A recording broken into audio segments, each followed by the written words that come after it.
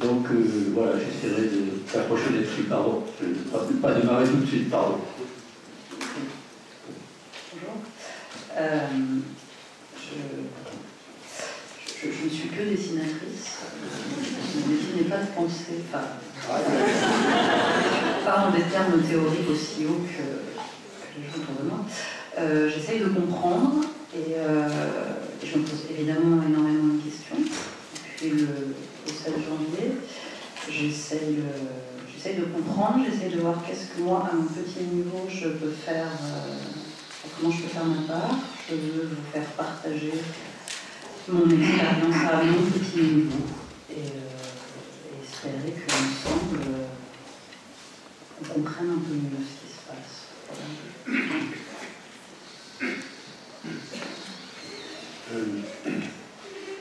Enfin, c'est un peu, on est un peu tous d'accord sur ce qu'on peut attendre. Moi, c'est un peu plus exigeant que cela. C'est-à-dire qu'à partir d'un certain moment, ce qui m'intéresse, c'est dans des rencontres comme celle-ci, comment chacun d'entre nous qui parle, qui assiste à une rencontre, sort de la salle en se disant et mesure la part de sa responsabilité pour changer les choses. Parce que ce qui m'intéresse, ce n'est pas le discours théorique pour comprendre, c'est la responsabilisation personnelle pour changer les choses. Donc ce que j'en attends, c'est que chacun sorte avec plus de responsabilité dans son engagement que simplement de questions dans son partage.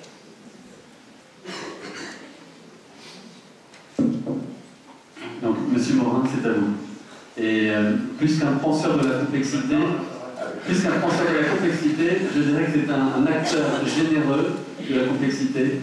Et pour en savoir plus sur Monsieur Morin et plus intervenants, vous avez une petite biographie au sein du disponible de l'année. Bon, merci. Et merci de m'avoir présenté dans votre brochure comme un penseur prolifique, ce qui me donne le statut d'une poule grosse pondeuse ou d'une mère de famille nombreuse. Enfin, bon, ce que je voudrais commencer, c'est par dire que dans le principe, je suis pour la liberté totale et illimitée d'expression sur tous les problèmes. Et même c'est toutes les raisons pour lesquelles je suis contre la loi Gayso et toute autre loi qui interdit l'expression de propos qui conduiraient à l'antisémitisme, au racisme, à l'anti-arménisme, etc.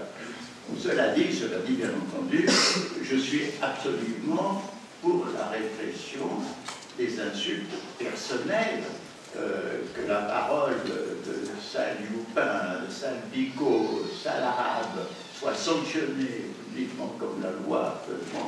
Je suis tout à fait d'accord. Mais c'est sur le plan des idées que, dans le fond, la liberté, c'est le droit des idées fausses. La liberté, la démocratie, c'est la possibilité de confrontation des idées contraires. Et personnellement, quand on parle à la fameuse tolérance de Voltaire, je pense que, bien entendu, Voltaire disait, monsieur, je déteste vos paroles, mais je suis prêt à me sacrifier pour que vous puissiez vous exprimer. Ça voulait dire qu'on est prêt à assumer une souffrance personnelle, mais pour donner la liberté.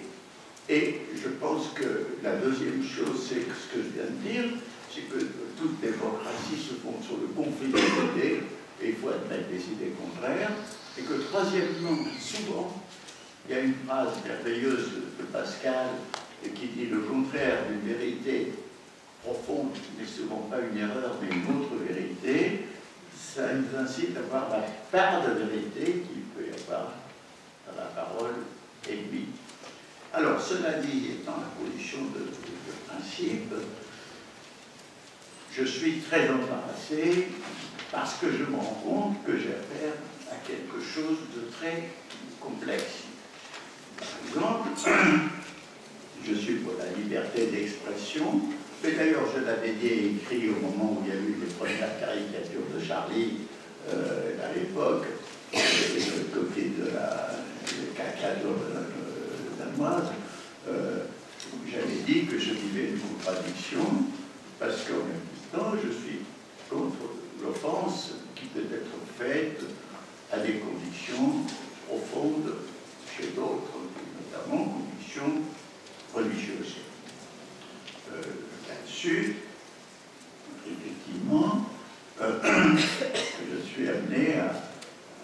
réfléchir sur ce qu'est la notion de sacré, ce qu'est la notion de condition profonde, parce que je sais que dans l'histoire, tout ça peut évoluer. Je donne un exemple très bien connu en France, qui est l'histoire de Chevalier de la Barre, en plein XVIIIe siècle, c'est-à-dire à l'époque de Voltaire et de Diderot, sur le Montmartre. Il y a devant une procession religieuse, le Chevalier de la Barre ne s'est pas découvert. Est-ce distraction ou est-ce refus? Il n'a pas retiré son chapeau. Eh bien, il a été condamné à mort et exécuté. Pour nous, ceci n'est pas du tout une offense au sacré. Et par exemple, à l'égard de la religion catholique, avec la laïcité, les républiques, bien des choses sont dites et qui ne peuvent pas être considérées comme touchant au cœur des convictions de croyants.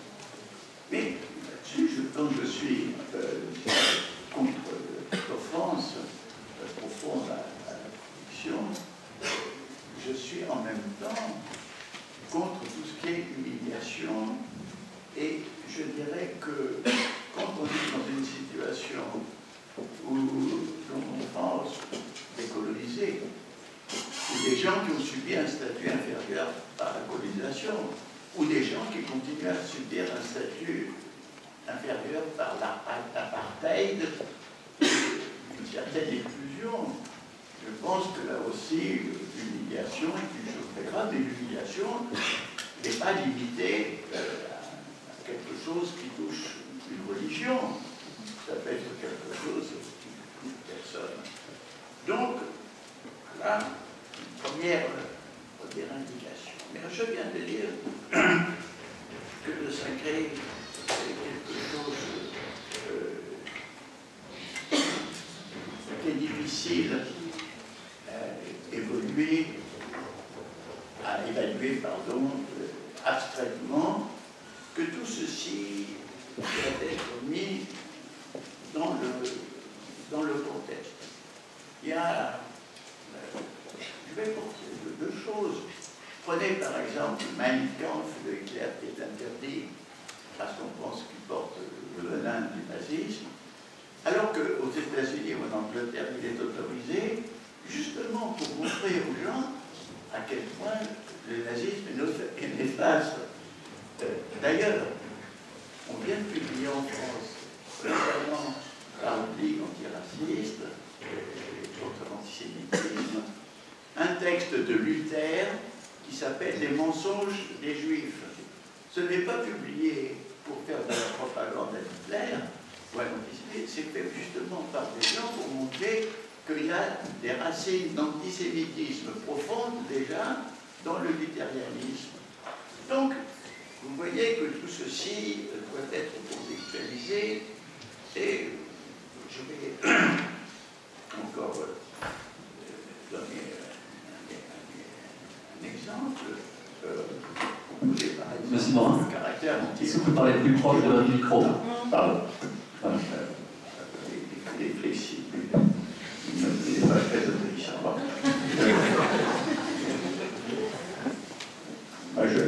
Par exemple, le dessinateur Ciné, qui est un ami à moi, il est contre toute les religions. Il y a un jour que je lui disais que je respectais le Dalai Lama, il m'a dit quoi, ce curé-là? C'est-à-dire que, évidemment, il comprend les choses, puis je comprends que lui, il a cette condition.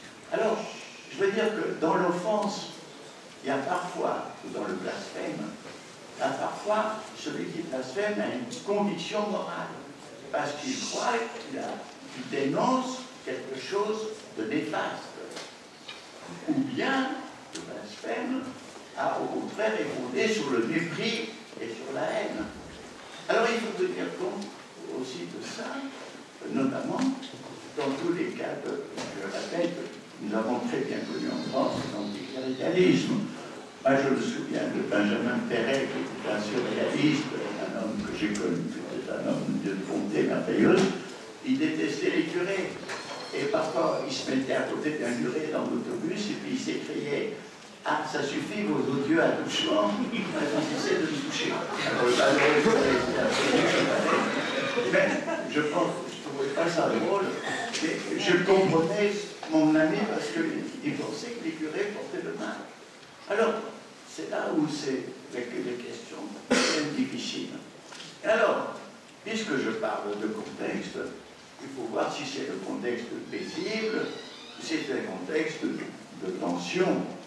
Or, nous savons que le contexte dans lequel paru les caricatures, les premières, cette Charlie Hebdo, c'est un contexte historique où il y a non pas ce qu'on appelle une guerre de religion, mais c'est créer une tension profonde entre ce qu'on appelle le monde occidental et le monde arabo-musulman.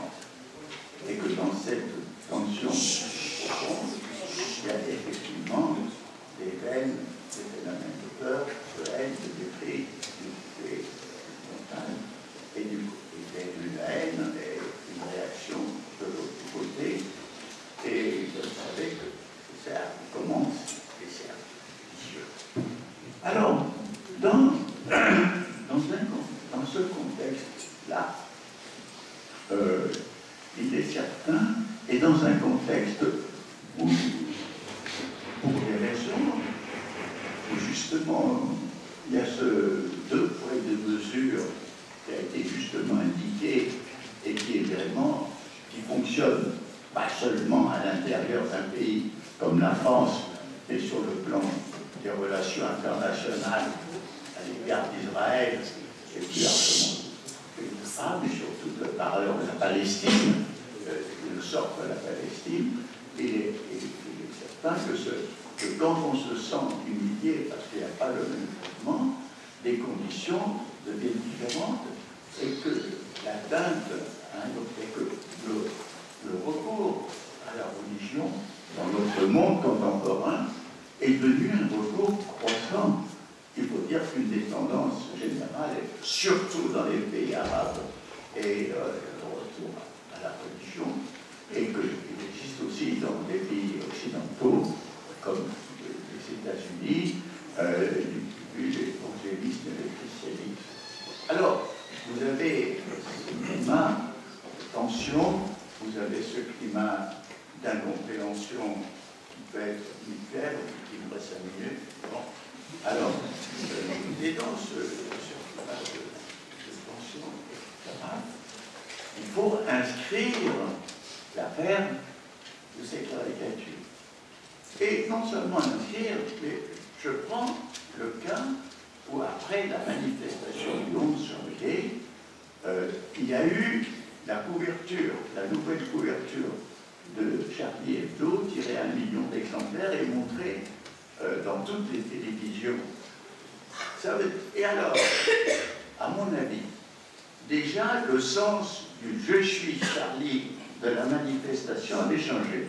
Parce que le « je suis Charlie » de la manifestation, ça veut dire je suis pour ces journalistes assassinés, je suis pour leur droit de parole, je suis pour leur droit d'irrévérence, et je suis pour ces victimes. Mais quand apparaît cette nouvelle couverture, et c'était pendant les 2,5 millions de personnes, la grosse majorité ignorait évidemment ce qu'était Charlie Hebdo. Mais quand apparaît cette page-là, le « je suis Charlie » change de sens, ça veut dire j'assume cette couverture où l'on voit le prophète avec un turban qui ressemble à une paire de couilles. Donc,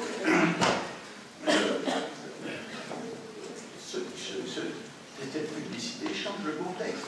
Et du reste, nous sommes obligés aussi de penser aux conséquences. On peut dire, oui, bon, il y a des manifestations au Yémen, oui, il y a des manifestations brillantes aussi au Niger, mais il n'y a pas que ces manifestations, il y a un sentiment de malaise, de réprobation. Moi qui suis au Maroc, que j'ai très bien senti, il y a quelque chose qui change l'atmosphère, c'est-à-dire qu'on est dans un problème où ça veut dire qu'il faut penser aux conséquences. Alors on peut dire, oui, après tout, c'est secondaire. Alors on le dit, et il faut penser aux conséquences. Et il y a aussi une chose très importante dont il faut avoir conscience, c'est que moi, c'est ce que j'appelle l'écologie d'action. Ça veut dire qu'une action, à un moment donné, elle peut se développer dans le sens contraire de la volonté de celui qui l'a décidé. Et j'arrive très souvent en politique, où, comme vous savez, on décide de faire une guerre qui aboutit à une défaite écrasante, ce qui est arrivé à Napoléon III et à tant d'autres grands capitaines. Or, il faut toujours penser, à mon avis, la complexité, qui est la réalité, demande à tenir compte des conséquences et tenir compte du contexte. Voilà. Là-dessus, on peut dire, je transgresse, la vérité est plus importante, la vérité avant tout, vous savez, aussi, il y a des vérités, ça dépend comment on a sa monnaie, il y a une façon de dire la vérité qui tue, et il y a une façon de dire la vérité qui guérit. Donc là aussi, il faut savoir. Alors, cela veut dire que, tout en étant pour cette liberté absolue de l'expression, je ne censurerai pas Charlie, mais je suis pour que les gens qui sont à la presse aient conscience de leur responsabilité. Et aujourd'hui, il faut prendre le cas de la presse en France, il y a une perte totale, même, je dirais, de la discrétion. Parce qu'il y a une chose, je me permets de donner 3 minutes de plus, il y a une chose qui est très importante, c'est pour chacun, c'est d'abord, il y a l'exigence de transparence que je comprends très bien et qui est nécessaire en politique et qui est nécessaire